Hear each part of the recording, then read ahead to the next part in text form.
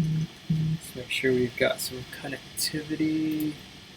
There's a little bit of a lag in between the software, and looks like live stream is streaming, and we are live.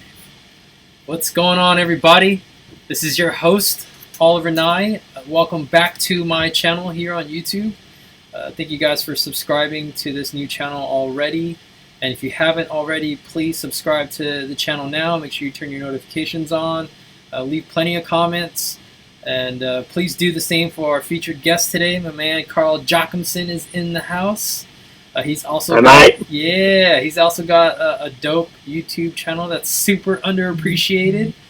And we've got the link to his channel in the description below. So make sure you guys do yourselves and him and I a big favor and subscribe to my man and turn your notifications on for that channel as well. Welcome. How you doing, mate? Thanks, mate. That's awesome. Thanks, mate. I appreciate it. I'll be good. Yeah. I got to brush up on my Aussie, man. You know, I had to unlearn it from when I came home in December. I was trying to get better at it. Trying to learn. You're definitely part Aussie now. You've spent some time there. Yeah, I have. And you guys got some pretty amazing fisheries from your former home. But I mean, you call the U.S. home now, right? Yeah, pretty much. We've got a home base here now. I'll always call Australia home, but yeah, got a home base now here in Tennessee. And then the ultimate goal is to always be able to go home at the end of the season and catch some of those barramundi and Murray cod and see the family and friends and then get back over here into it. Yeah, man. It's so sick. So, those of you guys that are not familiar with Carl, he's been friends of mine since probably, 2015 or so. And kind of met like in a roundabout kind of way, partly through Brandon, I think. And we first linked up in Texas when I was living out there in Austin. And that's right. Yeah. We went and had some fun downtown, but we had some fun on the water too. And we played with some glide baits a little bit, big glides. And man, you had a couple of encounters early on. I think may still haunt you a little bit, but you've caught some good ones since then. So hopefully the pain's been eased a little bit. But it's been a fascinating story for me to follow with your career since then. You've had some incredible success at multiple levels, and now you're fishing the Bassmaster Elites again, correct? Yep. Back on the Elites. And had my first win last year, and that was kind of the real defining moment that sort of made all the hard work and sacrifices and stuff pay off. You know, that was I think every professional athlete or anyone that's trying to do something great or different or impossible gets a break. And up until September last year, I felt like I hadn't had that breakthrough that you need to go further and do what you want to do and show that what you've been doing has been the right things. You know, you're working so hard, you're doing all this stuff and it's not paying off.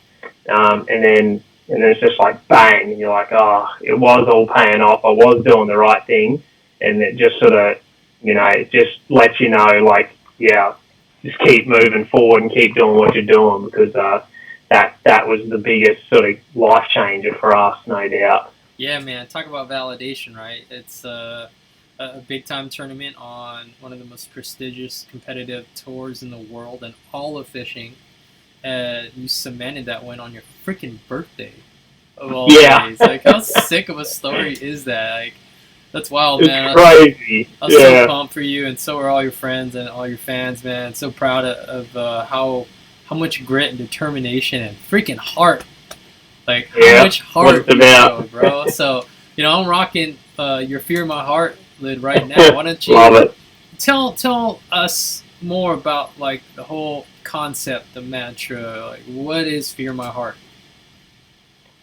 Yeah, it started probably, I think it was in 2014, and I'd spent nearly 4 years here. I got here in 2010. I left all my family, all my friends, Everything that I ever worked for back home, 26 years, lived in Australia, never left the country, and then just bang, sold everything I owned, saved up for a year, and left everything at home. And I moved to the US to chase an insane dream of becoming the first Australian to be Bassmaster Elite Series.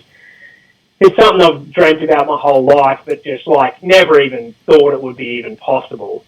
And so I did all of that, and I got over here, and it was literally impossible. I ran into every roadblock, every wall, everything you could imagine to try and stop me happened over the course of quite a few years. I missed the elites the first year I tried by like 1 point, and then I like missed it again, I think, by a couple points.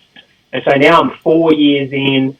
I've lost like every bit of money that I saved up, everything that I sold, gone. Just to put it in perspective, like, what is like the average cost of going to compete for a whole season on the Opens? Like, what does that run? Well, back then, you know, the problem was it was like I only had Australian dollars, so I was converting it to US, and then like say I had $5,000, I'd convert it and I'd get like $3,000. Like just $2,000 would evaporate into air, and stuff like that was happening. And then say I fished 6 events back then at $1,500 per event, and then just fuel, food, accommodation. You know, that you had to make a top 10 to just even break even. You know, I was spending, I don't know, trying to get set up and everything is what cost me so much too, because I went all in. I didn't test the water. I never just dipped my toe in. I just went all in. It was like all or nothing. There was zero backup plan, and there was there's basically zero chance of quitting. I was just like, no, I'll just keep going until like there isn't a way. But while there's a way, I'm going to try and figure it out. So I'd spent like a ridiculous amount of money in 4 years. I'd basically almost lost everything, and I just kept that little bit of oxygen going that kept me alive and kept me going. And, you know, you run into people and people help you, and, you know, you build relationships, and just life has a weird way of like helping you when you are going after something. Like if you don't sit around and wait, if you step up and go for it, I don't know, the universe has a way of figuring out how it can get you through that if you don't quit. And so in 2014, I think it was the start of 2014, I'd been, nearly 4 years, and I'd done everything. I'd like every which way I could go to try and figure out how to make the elite. It was so hard. And then the last 2 years, I just got demolished. Like, I mean, I never made a check. It just seemed totally impossible. And I was doing CrossFit back then. And like, I mean, I'm working out twice a day. I'm running at daylight. I was running in the dark. I'm just like crazy, because I was like, I feel like my fitness and my mental strength and everything is what I can control to be better than these other guys. And then as well as the more time I spent on the water, like every different thing I evaluated, I was like, I need to just be better at everything that I can control, that I know how to get better at this. And that's work ethic and drive and all these things. So I'm trying to put all that together. Anyway, 2014 comes around, and I'm just like, I have another shot to make it happen, but I'm like, this is nearly impossible. I went to this CrossFit gym, and we watched a documentary on Michael Murphy, who was a Navy SEAL, and he went to Afghanistan.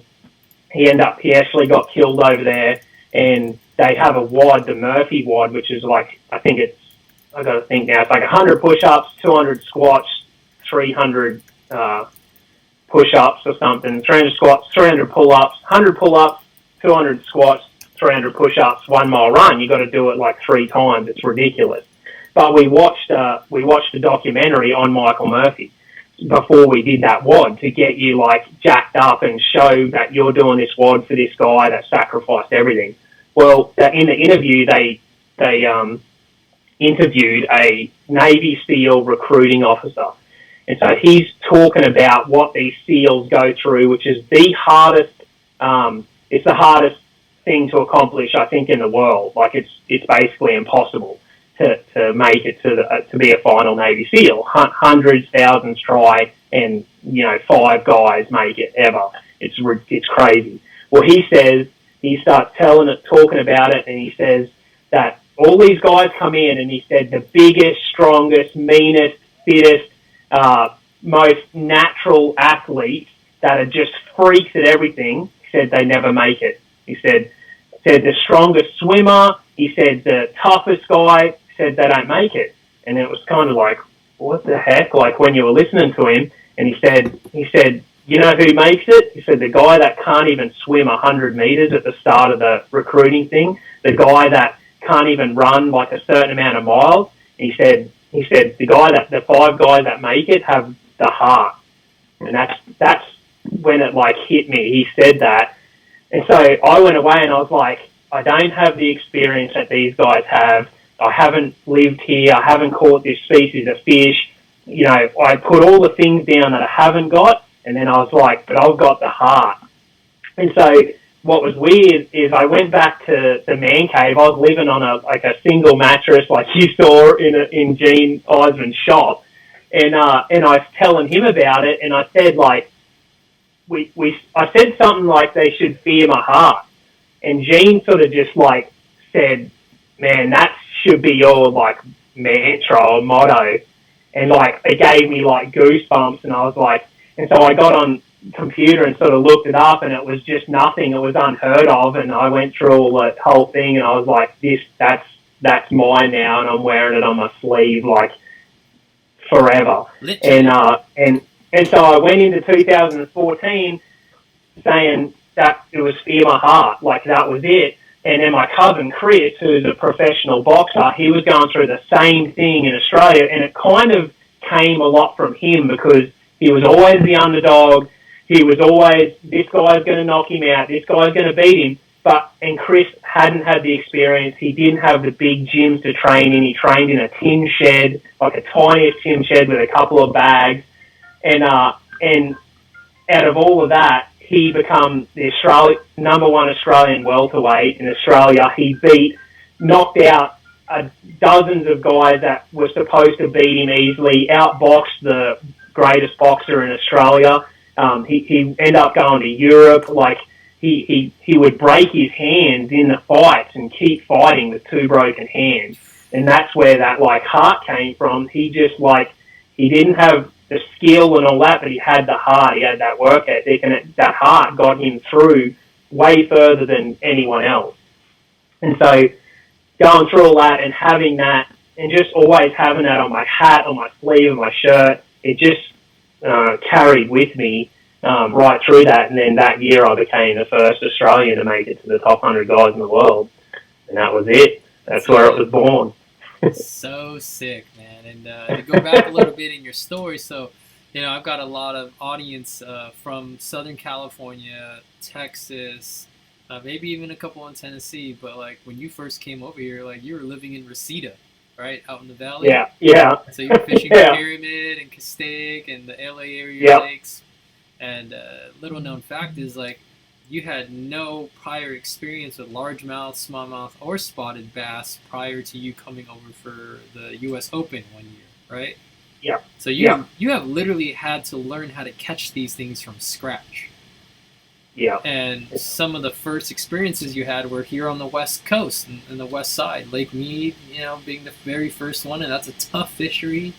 How has that influenced your fishing, if at all, like on a national level? Yeah,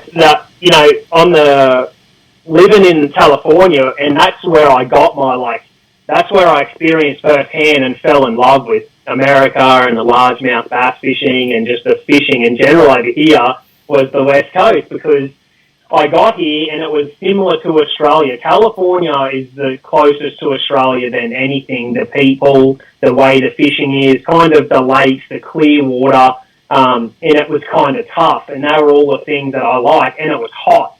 So, like, I loved the heat, the humidity, the fishing, the sun, the toughness, the water, the clear water, the sort of the rocks and the desert, like all of that just so intriguing, and that's how it all sort of come together. What I didn't know, which was a good thing, is that when you move out east, everything's totally different, and next minute I was on the Red River trying to figure out how to navigate that, and I'm like, oh, this isn't what I was thinking. I thought it was all going to be like Pyramid and Mead and Havasu and like all these cool places, but that it's just the versatility that has helped me. I think, the biggest thing that's helped me is that I'm a fisherman. I'm not a bass fisherman. I'm just a fisherman. I love to fish. Tell them. Yeah.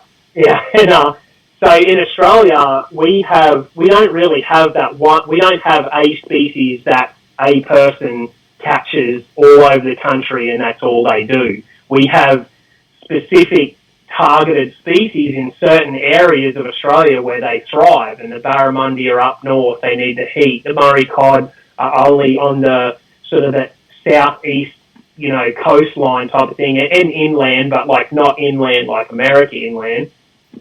They're in the inland rivers, and then we have bream, which are all over the coast, and then we have our Australian bass, which are only on the sort of the east coast as well. There's these, and I tell people that if you tie all those fish in a knot that I fish for in Australia, it kind of makes a largemouth. Like a largemouth so versatile. That's what makes them so cool, is they just live everywhere. But that held me in such good stead over here to where I was just a fisherman and I understand the way fish kind of work. So that just, fishing for marlin offshore helps me to catch bass. It's weird, like they're just these little things relate.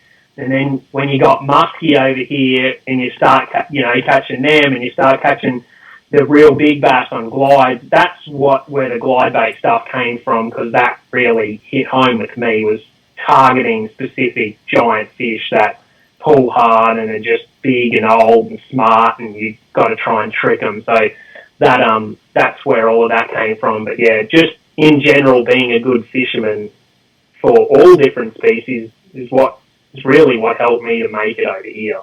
That's so dope, man. Yeah, that's something I've been trying to elaborate on and show the audiences, both on the BigBassDreams channel and here on my new personal channel, is like, man, the more experience that you can get under your belt, the more different types of fishing, the more you can draw from to apply to whatever style of fishing you want to be exceptional, at.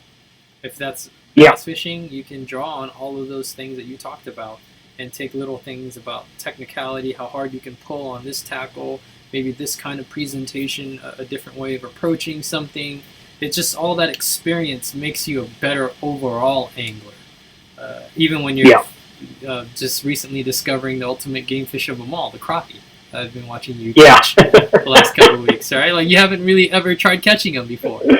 No, I've caught them, but like by accident, Right. Like I've caught big ones, but it's on bass lures. Yeah. But you try and replicate it, you can't do it. No, you they're just actually catch a kind of big, hard to rogue catch. one. Yeah. Yeah, and then so when figuring it out, seeing them on the sounder, and they're in there, and now I've got to try and catch them, and it's that has been, and then again learning that species tells me so much about how I can use this technique on bass, why the bass are relating to where they are because they're eating them, why the little ones are pushed up shallow, why the big ones are hanging back. Like, there's just so many, every single little thing I do. I learned something about bass fishing the last couple of years through hunting, which seeing the onyx maps and the contours and where elk and stuff sit on contours, it's just the same as bass fishing. I'm like, we're bass fishing right now. Like, I almost could become a good elk hunter because I understand fish. Like, how weird is that? Yeah. Like, the elk are going to be high up in the contours when it's hot. When it's cold, they're going to work lower and get away, like temperature and food and all that stuff. It's all the same. So, interesting. Every single thing you do, and then like you said with muskie, or when you fish with Murray cod, or you just get in a boat with someone, you do something different. There's one little thing you can pick up from that. You're like, I'm going to try that on bass, and then all of a sudden you've put your arsenal up again. another level. Yeah, it's interesting because I've taken a lot of my bass fishing experience and applied them to all of those species in the last year and a half. Yeah. And then even then, I'm learning new things from applying old techniques and mindsets that I'm reapplying back to bass fishing. Like I'm really getting comfortable fishing heavy braid to leader lines, and it was an adjustment of going from like 50 and 65 pound to like 80 and 100, and seeing like, oh, all those problems I had of like busting baits off on the cast and just breaking that main line from that lack of stretch isn't really happening once I go to that super heavy 80, 100 pound and fishing like 40 to 100 pound leaders with the Barra and the cod, and 130 pound with the muskies has made me confident in really being able to take that and reapply to my shallow water big bait bass fishing. And already this year I've been experimenting with it a little bit more, but I've got all that muscle memory experience from those other types of fishing to be like, oh, if I can handle a 53-inch muskie or almost a meter Barra or a meter cod, like a 10-pound bass isn't going to stand a chance. Like I have. Yep. So, yeah, man. Yeah, back in 2008, I learned the FG knot from giant trevally fishermen, and they were throwing poppers on 100, 150 pound leader with 65, 80 pound braid, 100 pound braid, and they showed me the FG knot, and that was in 2008, working at Fish and Bits, Bait and Tackle, my cousin's tackle store now, working in there, and that's where I learned all my stuff because I got to meet so many different people, and then they showed me that, and I was like, wonder if that works on light line. I grabbed my 4-pound braid and 6-pound leader, and I tied it, and it became the skinniest, strongest knot ever that I could run 14 to 20 foot leaders through my spin rod. And as soon as I tied it, I won like everything after that because I never lost a fish. And those, I was tying double Albrights and all sorts of stuff, and just standard braid to leader knots, and it would cost you fish all year long. You'd have a big one on the timber and that knot would break. I learnt the FG knot in 2008, and I won the grand final. I won like 2 events that year. I started just winning everything in tournaments because I was putting all those fish in the boat, and I learnt that off giant trevally fishermen. So sick, man. Well, we're kind of on this subject. This is a question I ask all the guests: there's got to be one memory that stands out to you where you just got your ass busted, like handed to you by a fish of a lifetime of some kind. Which one sticks out to you, and like walk us through that experience? Yeah, for me, I've got lots of those stories. We all probably do. I think the barramundi will hand it to you more than any other fish on the planet. I think there's nothing like them, and you've experienced it, and you can probably attest to it. They're just powerhouses, and when you get them in around timber, it's another level. And it was back in it would have been in that sort of 2008, 2009 era. I was fishing the ABT Barra Tour, and we had barramundi tournaments. And it was awesome. Like, you'd catch them, you had to lay them on a mat, measure them, take photos of them, and put them back, and then you would sort of weigh your catch in like that. And it's a big deal. You fish as a team. I got to fish with Ian Miller, and me and him used to fish as a team in these, and you would road trip all up that coast and fish a Wonga and South and Mondrian and all these cool places. Well, Mondrian was fishing super tough, and we were fishing in the thickest timber that you could get, and I figured out this burn reaction bite on a Swimbait, and it just started getting them to trigger. And guys, a handful of guys would catch one every now and again, and that was kind of it. And I sort of cracked the code, and I think I had 3-day one or 4. I had 3-day one, and I had to catch 2 the next day. And these are giant fish in the thickest timber you could get on spin outfits, heavy braid, heavy leader. And you would just hook up, and they would run you through all the timber, and you would open the bail arm of the spin rod, let loose line, and then you would follow that braid and track it through, and then come back up tight to them. And I needed one more fish on that final day to win my first ever barramundi tournament, and I hooked this an absolute truck, and it ran me through the timber, out of the timber, every different which way, rods underneath, snags under the water. Anyway, we beat it and got it into this like fighting arena, we called it, and I just fought this like meter 20 barra around the boat in this little little area, and I had it beat. And right beside the boat, it just did this one last half jump, and that bait fell out. And it just it was so tired, it just waddled off. And I just never forget that one. I come second in the tournament. I just got beat, but that was one where, a meter 20 barra in the timber on burning a swim bait. Those bites and how violent they are just sort of sticks in my head.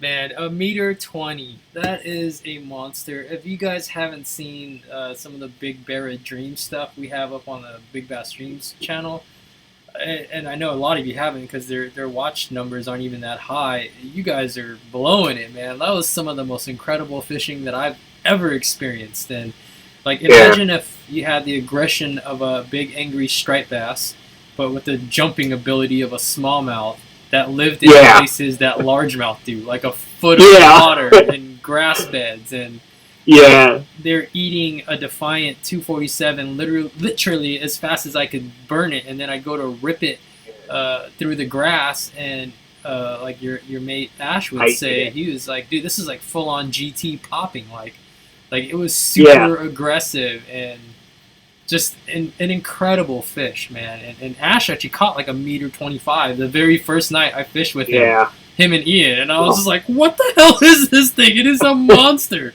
A meter 25 is like 50 something inches long, and it was like, it was like 3 feet deep, but it was insane. And it lived in a lake the size of like Irvine Lake here in Southern California. And I was just mind blown, and that's such a cool fish. If you're a bass fisherman in America, that has to be your bucket list trip. I tell, I've lucky to take quite a few Americans over there and catch them a barra, and they're all so addicted. Like you, I knew once you went, you'd be going back every time. And that's the one fish, that and Murray cod is like a 50-50 for me. But they're the two that I just think about. I'm like, I just got to get home and get that feeling again. Yeah, man. That's super cool. That's super, super good. Well, you mentioned Ian, and there's another question that I ask all my viewers, and we actually did a podcast with both Ian and Casey at your wedding. And I was actually going to make you and Brandon sit down and do a podcast with the three of us, but man, we had such a good vibe that weekend. Just so much fun. I was like, we're just going to hang out. And if you guys haven't already, there's a video of us just all hanging out and trout fishing up there in Coeur d'Alene, and jumping holes next to the river. Just, all the mates are together and just had a good old time. They made me put some buffalo balls in my mouth. No homo. It was a fun time. But anyways, it was the best. We got to jump into this question, which is, did you have any powerful influences that have kind of molded you into the angler that you are today? Yeah, 100%. I think we all do. And there's a lot of people out there that might say that they've done it all themselves or whatever, but it's hard to believe. You have to have someone is influencing you. It can be just straight off. It can be off the internet, out of a magazine. You're learning off someone generally, and then you're taking it and putting your own twist on it. When you get out on the water, and that's the people that grow and do what they do. Is what you do. You get out there and then you do your own thing, and you put this awesome swing on it, and then you come up with your own, your way that you like to fish or that works for you. And that's what I've sort of done. I've had a lot of. I'm like a sponge when it comes to fishing. If you're talking fishing and you know what you're talking about, I'm listening and I'm taking it in. And I've always been like that since I was really little. And looking back at it now, I noticed how, what happens now when a kid looks at me and he's just chomping at the bit. I'll just spew everything out that I know. Every little secret, everything, whatever he wants to know, I'm going to help him. But if you're kind of like, I got this, I know what I'm doing, and you're 15 years old, I'm going to be like, sweet, man, that's awesome. I'm going to help you. But, like, if you're not, like, just, like, if you just don't want to just learn every step of the way, it's going to be hard because you're going to be in for a long, long road trying to do it yourself. So I've been lucky to have big influences in my life. Ian Miller is obviously one of them. They started sponsoring me when I was about 17 or 18, I think. And he just believed in me, way back then. And now, it's come full circle, and now we have a full range of rods in the US. It's pretty insane to look back on. It's going to be an amazing story to tell, and him being at our wedding, and just everything with sponsors and all that is all relationships. Nearly all of my sponsors are friends, people that we know, people that we want to be successful. I want them to be successful. They want me to be successful. It's a relationship. Same. It's not that creates, like, it's communication, talking. It's all of that in one. And I've had all these little influences from when I was, like, 6 or 7, then when I was 10 to 12, and then when I was getting into lure fishing, I had another guy that, like, next minute he taught me how to troll a lure, and I went with that guy and learnt something from him, and it just kept evolving to where, I'm lucky that I get to fish with you and Brandon and top guys in the world, but, like, it never ever started like that, and I still love to fish with anyone that I can way back then, but it starts little, and you just keep working your way up. It's kind of a process, and the more you put yourself out there and the more that you want to learn, the universe will show you that person that will be willing to teach you. You'll run into those people if you're willing to learn. I just see it more often than not,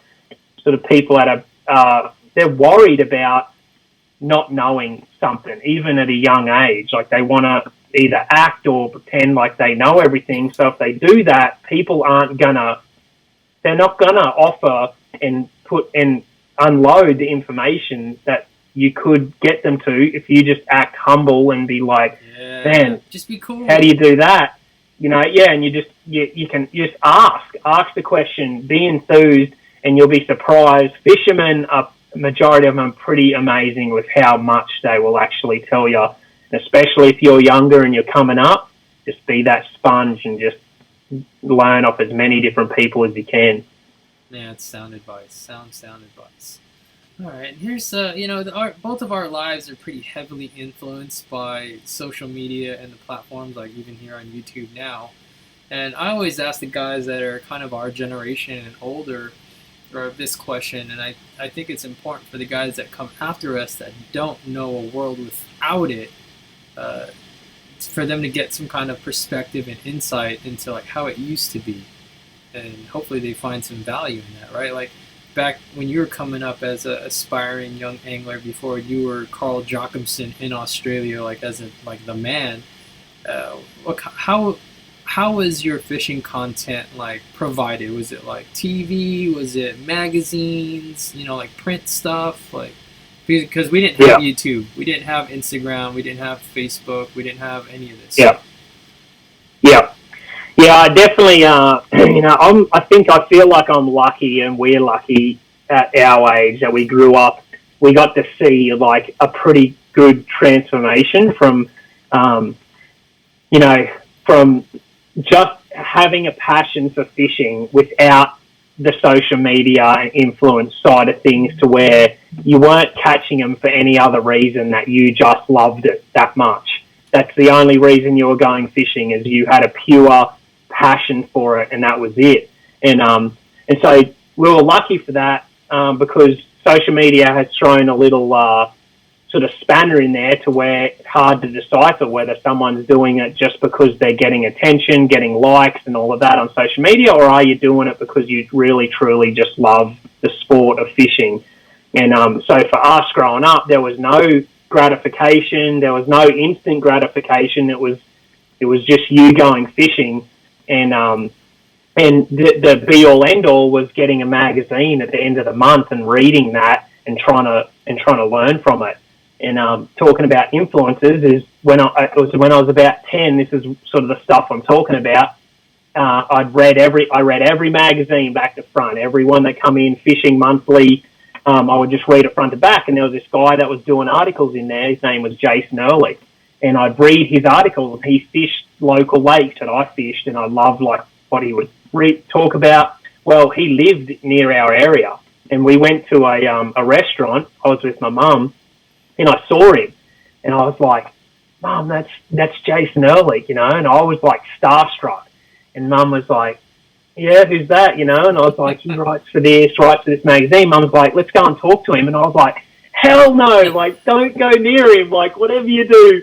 And I was like freaking out. Mum was like, "No, we'll go and see him." So like, she walks me over. I'm like bright red, like, oh my God, worst day ever.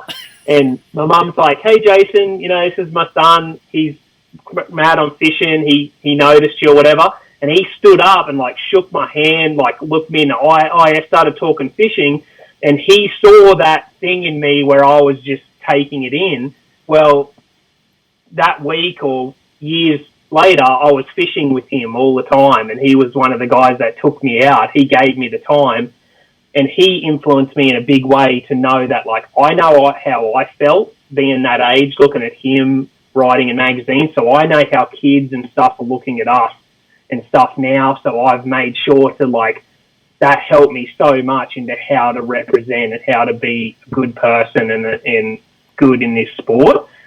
So that was a big one for me, but that was Jason writing in magazines, and that's how it was. And so back then, we had the camera that you clicked and you wound the little deal, and you know, and then we would go fishing and we'd catch these fish, and I had a knot in my stomach for 2 or 3 days because I wanted to get that film done, you know, and I wanted to see the photos and show people at work or at school or wherever I was. And yeah, they're the photos. Dude, like, I lived for them pictures. Yeah, these were a pain so awesome. In the ass to like get good shots with. Like, a pain in the ass. Like, you kids these days don't even know. Look at 94, mother 94. Lovers. Like you only had what, like 24 shots, right, in those roll-up cameras. And then you can't just take a whole crap load of shots and then pick the best one, like, and then nobody used the camera. Like, then you had to like go through the freaking places that developed, and then half of them turned out like crap. Like, the best thing that ever happened was when it was 24 hour. Like, it got to 24-hour exposure. I was just like, holy! I'm gonna hand this in. I'm gonna have photos in 24 hours. That's insane.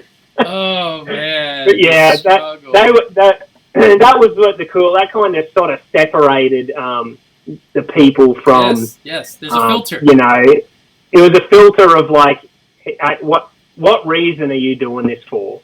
Are you doing it because you really do truly love it and it is your passion, or are you doing it because it's getting you attention or it's getting you this, and that's what separates it? And it still does, because if you're not doing it for the right reasons, you're simply not going to last. It doesn't matter what it is, in fishing, in any sport, in any business.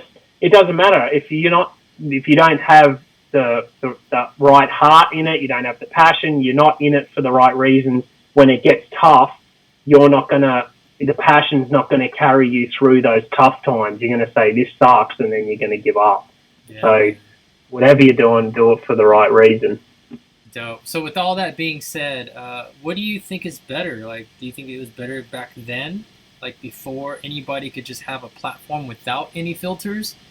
Or do you think it's better now to where like guys like you and I have obviously benefited from the fact that we can circumvent those filters and maybe, you know, leap potential hurdles or obstacles that would have been in our way to give us the kind of exposure that we want? How do you feel about that? Yeah, I look at the positives of both. I absolutely I loved it how it was back then, but like it's way better now. It's 10,000 times better now, because we get to show more people how good fishing is. We get to show the more majority fishing is, back then, like at school, I got bullied and got hell for being a fisherman. That was not the cool thing to be when I was at high school. Like, I mean, it was a nightmare. Like, I hated school. I hated everyone that was there because I got crap for being a fisherman. It wasn't fun for me, and I would get away because I didn't like that. And now it's cool. Fishing is cool. Look at the brands. Look at the gear, the hats, the boats, the outfits, the rods and reels, the people that want to go fishing. It's because of the internet, because of social media. We've made fishing look cool. More people are doing it, which is just you got to look at those positives. There's plenty of negatives, but you can't look at them. You got to look at, like, this is unreal. We get to put our passion, our sport on the front line, and for everyone to see, and it looks sick. Kids are looking at it like, that is cool. I want to do that, and that wasn't the case when I was in high school. For sure, man. My point I like to make too is, to me, fishing was always cool and it was always dope, but the way it was kind of portrayed to somebody that wasn't involved in this sport or activity didn't really represent that all the time. So I enjoy the current state of the social media space in that regard, in that it gives us ultimate creative freedom to tell that story from everybody's own perspective, right? Yeah. You get to tell a story, people get to see it, you get to show your own perspective of it. There's just too many positives in it for me to be like, I hate social media. And I see why, like, the older guys can get like that and stuff, because it was cool back in the day, and they were doing it, and we were doing it for the right reasons, just because it was so intriguing and we love fishing. But you got to adapt and evolve, and to me, this is, in America, I'm living like my dreamland. This is dreamland for an Aussie.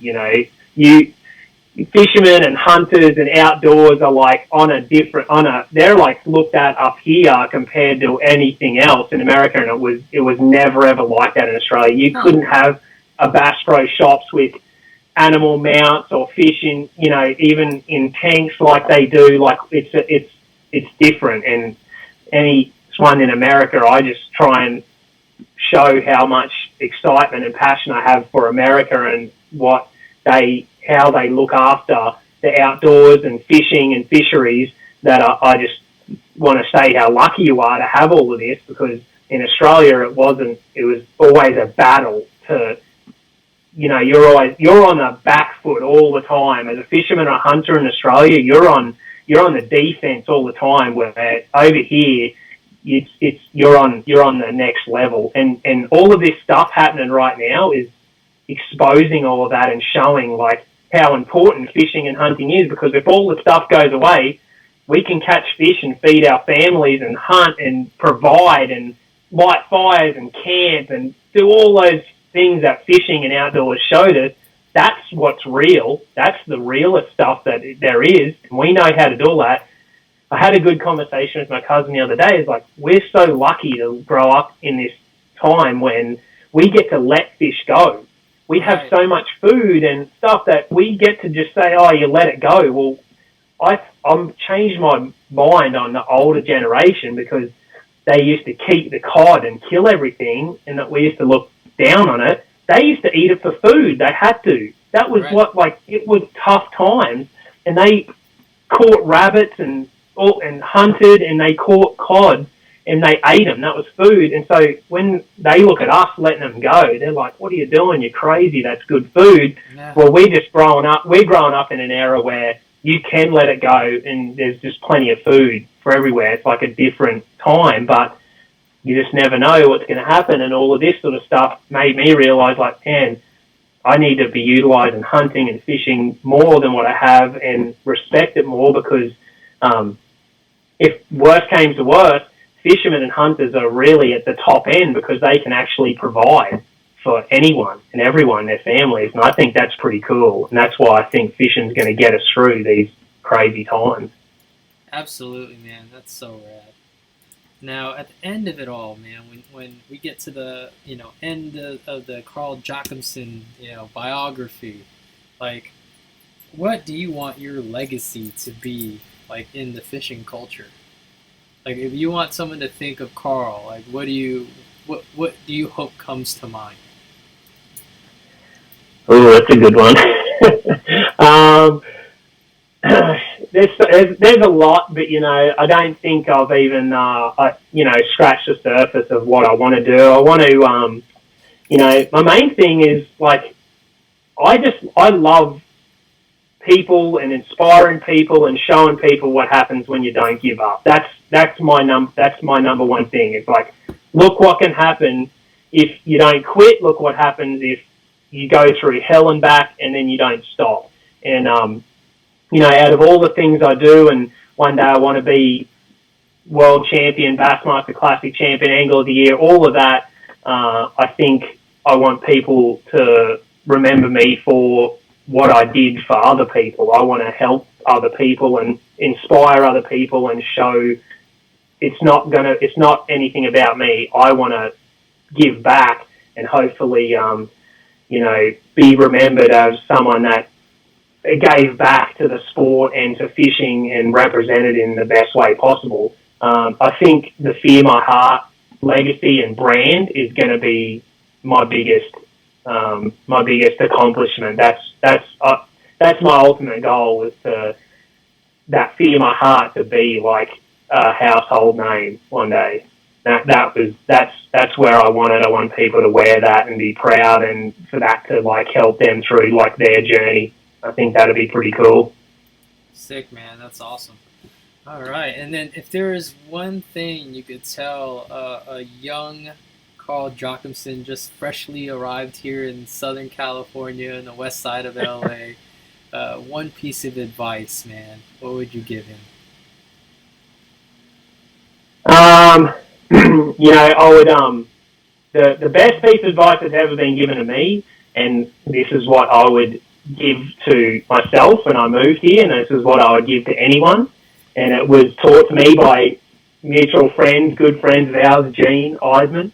And, going through my tough times and some stuff that had happened to me, he said, me and my cousin Chris were there and we're like, man, this happened to me and this happened and like, this sucks and blah, blah, blah, all the stuff you whinge and complain about, dumb stuff. He's like, tell me one thing right now besides someone dying, because that's the worst. If you die, that's it. That's the pinnacle of the worst stuff that can happen. Other than that, what's something that's happened to you in the past that's still that bad right now? Like, think of the time where you were sick in the guts and your head was clouded and you're so stressed and worried about this thing that happened. Is it still like that right now? I've had hundreds, maybe thousands of those times happen over my lifetime, and right now, everything's cool. It's fine. So, like, all that stress and worry that I had in those times, like, you didn't need to do that. You just needed to be like, this is meant to happen. How am I going to deal with it and get through it, come out the other side? So, unless you're terminally ill, sick, or someone died, that's the only thing that really you need to worry about. Other than that, everything else is going to be all right. That's deep. I like that one. So do I, man. That's awesome. Well, we're getting close to just shy of an hour here, and the good news, or the bad news is we're going to probably have to end this podcast really shortly, but the good news is we're actually going to roll right into a new live stream over on the BigBassDreams channel. And we're actually going to have Carl dissect and go into a deep dive on a new lure project. You got it on hand to show these guys, to tease them? Yep. Okay. It's brand new Molex glide that I've helped design with Molex. That's the 178. Looking pretty good, and I've caught a bunch of big ones on it. It's a definite fish catcher. They bite it, and it's brand new, out, ready to go. Sick. So, give us a couple minutes here to wrap this up, and then we're going to go live on the BigBassDreams channel. So, Make sure you guys subscribe to this channel if you guys haven't already. The link to Carl's channel is also in the description below, so make sure to subscribe to his channel. We're hoping to get him to actually do some more collaborative stuff for us that can live on our channel as well, because I feel like it's really important that our audience and my audience appreciates guys that are doing this at the very top level and are literally risking everything for the biscuit. Right, like these guys have to catch more and bigger fish than everybody else in order to be able to feed themselves, and the context of that is extremely important. Those are the guys you guys should be listening to as an audience. When you guys are looking for tips and tricks and technique-specific experience, like you can't beat the guys that are doing it at the top level, whether that's Bassmaster Elites, the MLF Tour, FLW. Just keep in mind the context of where your information is coming from and what that body of work represents. And in the meantime, thank you guys for joining us. Thank you, Carl, for being on episode 9 of the BigBassDreams podcast here. That was awesome. Yeah, it's always good to catch up with your mate. And we're going to roll right into a new live stream. So make sure you guys go over to the BigBassDreams channel. We'll be going live there in just a couple of minutes. So until then, stay cool, aim high, dream big, and we'll catch you guys on the flip side.